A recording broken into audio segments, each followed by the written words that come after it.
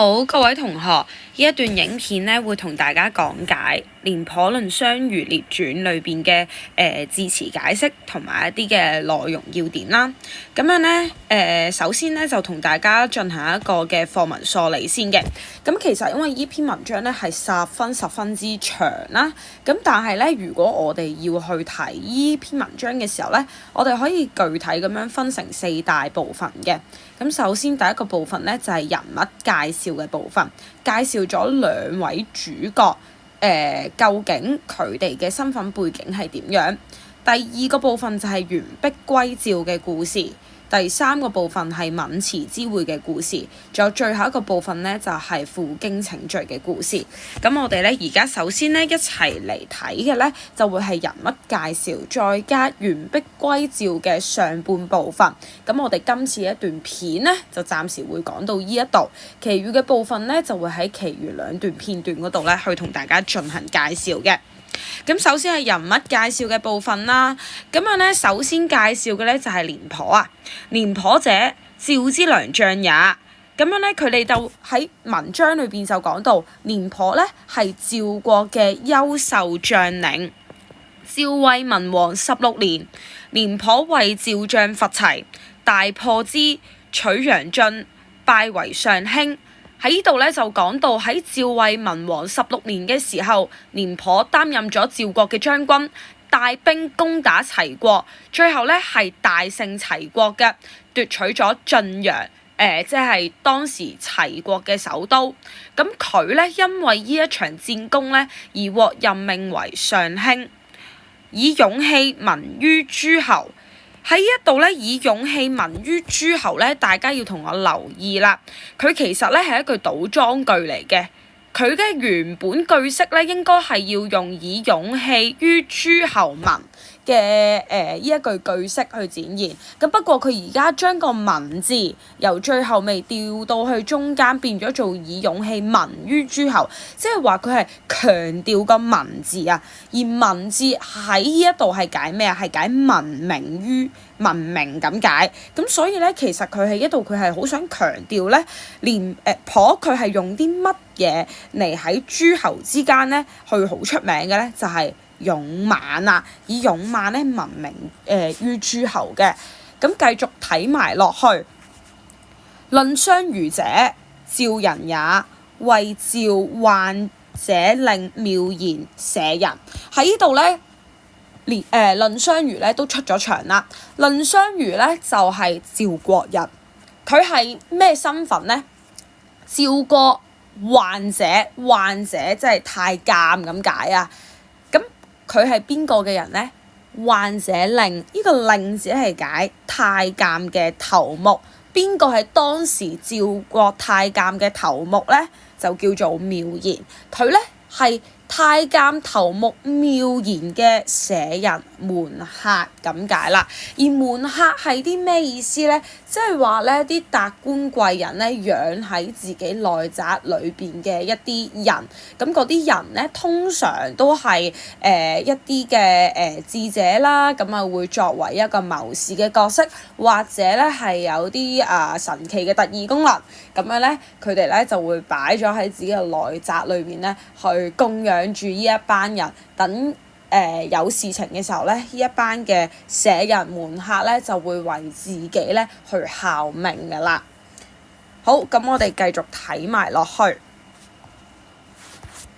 咁介紹咗個人物之後啦，就要嚟到呢一個嘅廉頗藺相如列傳第一個故事。嗱，大家記住廉頗藺相如列傳咧，其實好搞笑噶。我哋咧喺呢一個嘅節錄裏邊咧，其實就係輯錄咗3個故事。呢3個故事咧分開係獨立成故事嘅，但係將佢哋連埋咗一齊之後咧，其實佢哋係一個完整嘅故事。呢一個完整嘅故事係啲咩啊？我簡單啲嚟講就係藺相如的升職日記，就係睇藺相如點樣一步步由宦官首領妙言嘅門客，一步一步咁樣晉升，成為咗一個上卿大臣之路啦。咁樣咧，首先係第一個故事，就係講緊咧藺相如嘅復興之路啊。究竟佢點樣突圍而出，可以升官嘅咧？咁啊，首先我哋嚟睇下啦。趙惠文王時，得楚和氏璧。咁樣咧，喺趙惠文王在位嘅時候咧，就得到咗楚國有名嘅寶玉和氏璧。秦昭王聞之，使人為趙王書，願以15成請二璧。喺一度咧，秦國嘅大王秦昭王聽到趙國得到和氏璧呢一個消息之後咧，就派人為趙王書個位置咧係解送給咁解，咁就送咗一封嘅信件俾趙王，願以15成請二璧。佢哋咧就願意用15座城池咧嚟交換和氏璧，譯呢個字咧係交換咁解。趙王與大將軍廉頗諸大臣謀，咁收到呢封信啦，趙王就同大將軍廉頗同埋其他嘅一眾大臣商議，謀係解商議，欲與秦城恐不可得。嗱，佢哋表示咧，佢哋係願意咧，係想將呢一個嘅和氏璧咧送俾秦國嘅喎，但係咧佢哋驚咩啊？佢哋驚咧送咗俾秦國之後咧，其實咧嗰15座城池咧都係拎唔到噶。陶建熙，陶建熙個陶字係解白白地，建係解受，呢個建字咧其實就體現到佢係一句被動句啦，受咁解。欺即係欺騙，哇！驚白白咁樣俾人欺騙咗。欲勿與，嗱，如果唔將和氏璧與給予俾秦國嘅話，即患秦兵之來，患係擔憂，咁就好擔憂咧，唔俾和氏璧佢咧，秦國就派兵去進軍趙國啦。計未定，求人可使報秦者。好啦，計謀都未定到啊！求人可使秦者喺一度咧，又係一句被動句，又係一句倒裝句，唔好意思，又係一句倒裝句。咁佢哋咧喺一度咧，又好想揾一個可以出使秦國嘅人咧，去回覆秦國喎。咁啊，未得，遲遲都揾唔到呢個人。點解啊？因為其實咧去做使者出使秦國咧，就九死一生嘅。基本上咧係一個死事嚟嘅，因為咧秦國當時咧都真係可以講話唔講道理咁滯。咁你咧派咗個人去回覆秦國啊，萬一你同佢講話啊，我唔想俾個和氏璧你啊，咁嗰個使者咧都係實死冇生㗎啦。咁啊，所以冇人肯去。咁呢個時候咧，患者令妙言曰，咁啊妙言咧就講咗句説話，佢咧就話啦：臣舍人藺相如可使。佢咧就話我嘅門客藺相如佢可以出使。於是乎咧，趙王就問佢啦：何以知之？何以知之咧？又係一句倒裝句，原話咧應該係以何知之。咁所以咧，佢將個何字調咗去前邊，就突顯咗問嗰個，喂，你點解知道啊？為什麼知道嘅嗰個為什麼突顯咗？於是乎咧，呢一句就係解你憑乜嘢知道佢可以出使咧？妙言又對曰：臣常有罪，常係解曾經。大王啊，大王，我曾經有罪。竊計欲亡酒宴，竊係解私下，計係解計劃，欲即係想啊，亡係逃亡到邊度啊？燕國咁解。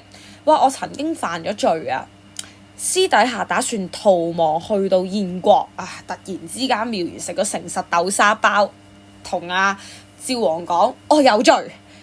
臣舍人相如子臣。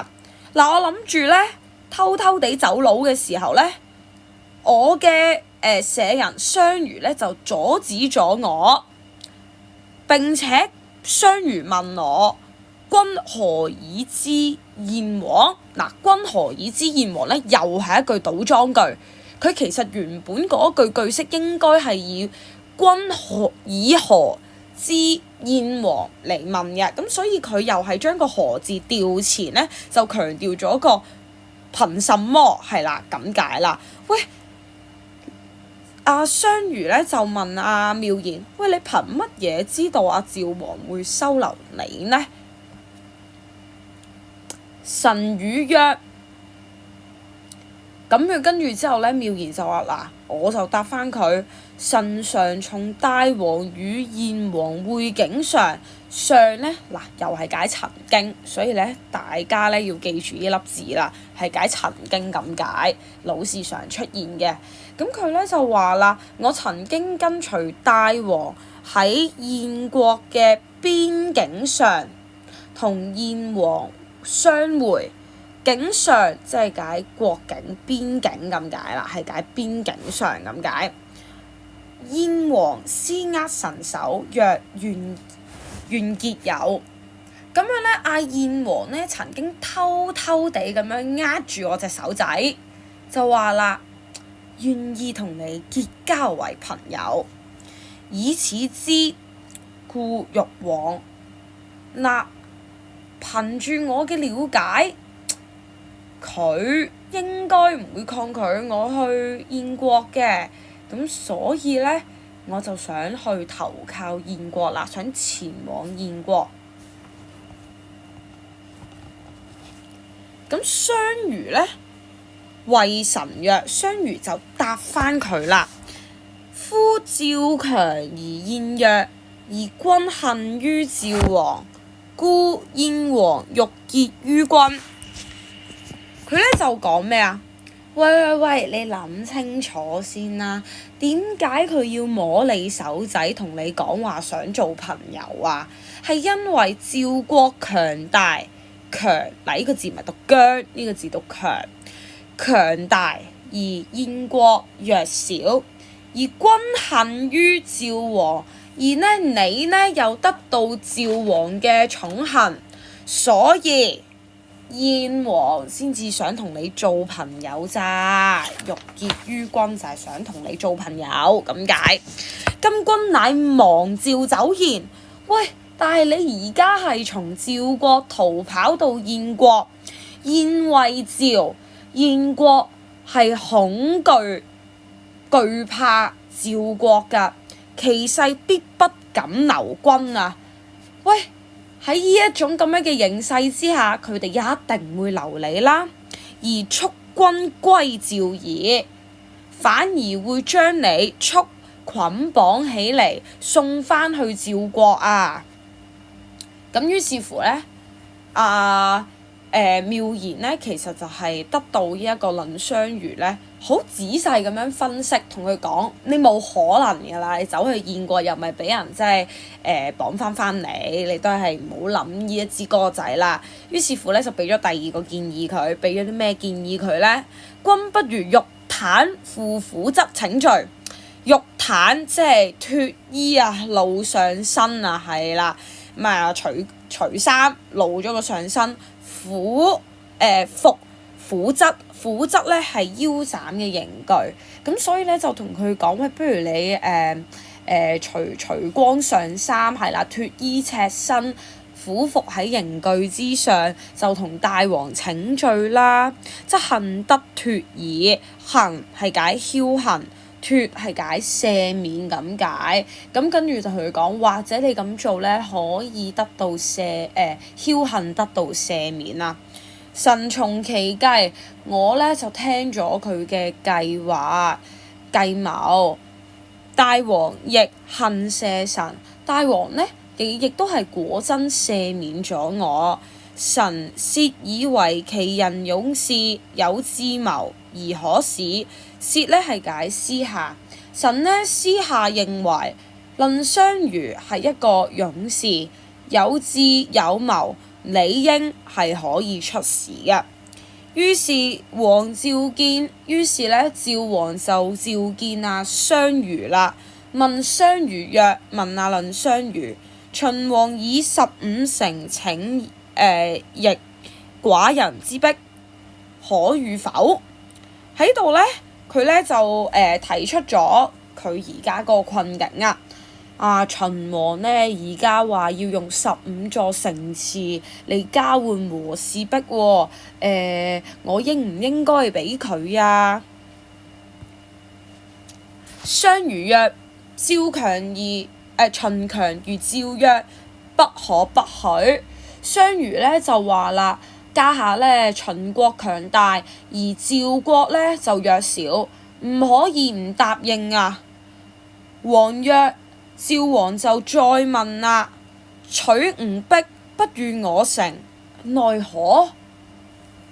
喂，如果秦王拎走咗我嘅和氏璧，唔俾城池我，點算好啊？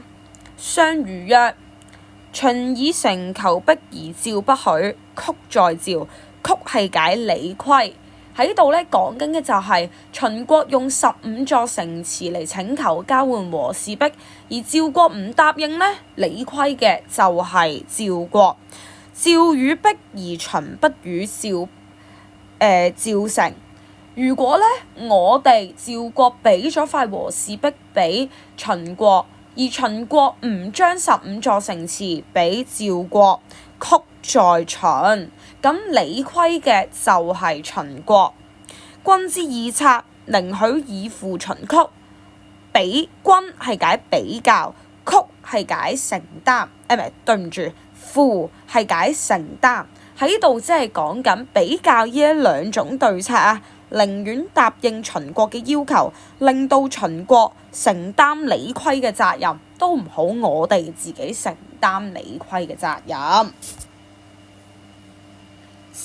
王曰：趙王又再問啦，誰可使？喂，邊個可以出使啊？雙如曰：雙如就話王必無人，臣願捧璧往使。呢度唔係讀奉璧往使，呢度係讀捧字。臣呢願意捧住和氏璧前往秦國出使啊！而且咧，佢亦都俾咗個承諾出嚟啊！城入趙而璧留秦。如果城真係歸入趙國，咁和氏璧就留喺秦國；城不入，臣請原璧歸趙。若果15座城池唔能夠歸入趙國，就請讓我將和氏璧完整無缺，原係完整無缺咁解，完整無缺咁樣帶返嚟趙國。趙王於是遂遣雙如捧璧西入秦。趙王於是乎就派雙如捧住和氏璧到西邊嘅秦國去。嗱，咁我哋呢一段片嚟到呢度先，就暫係講到呢和氏璧喺趙國嘅呢一個部分。咁至於去到秦國，究竟發生咗啲咩事？欲知後事如何，請看下回分解。我哋下段片再見。